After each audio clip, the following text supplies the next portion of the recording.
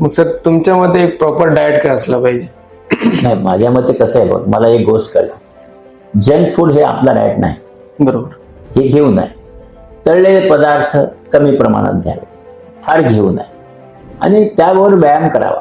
म्हणजे आपण थोडासा व्यायाम खूप गरजेचा आहे, ते आपण करत नाही. आता आपल्याकडे काय झालंय, आता बघतो ओबेसिटी किती वाढले, 30 ते 33% लोकांना ओबेसिटी झाली. का? कारण आहारच आपण एवढा घेतो ना, तर तो नाही घेतला पाहिजे. म्हणजे गरजेचा आहार घ्यावा. पण आपल्याकडे कसं आहे की सगळं जंक फूड, जे आपल्या शरीराला कॅलरीज वापरल्या जात नाही तेच आपण खातो आणि म्हणून ओबेसिटी होते.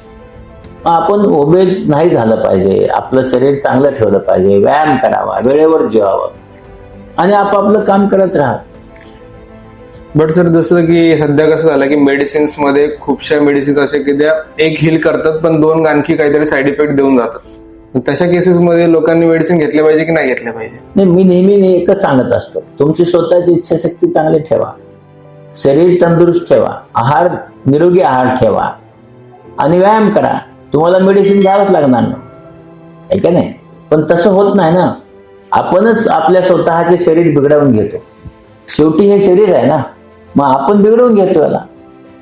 आता डायबिटीसचे लोक आहेत ते गुळ खातात, म्हणून सांगतात शुगर नाही खात पण गुळ खातो, कारण डायबिटीस मध्ये खा. कोणी सांगितलं?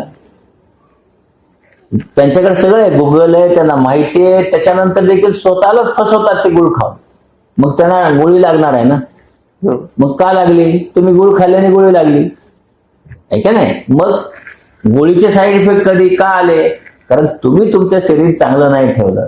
काही आजार आहेत की त्याच्यात नक्की साईड इफेक्ट आहेत आणि हे साईड इफेक्ट त्याच्यावर उपाय करणं शक्य आहे. पण साईड इफेक्ट होईपर्यंत औषध घ्यायची गरज पडू नये असं मला वाटतं. निरोगी राहा.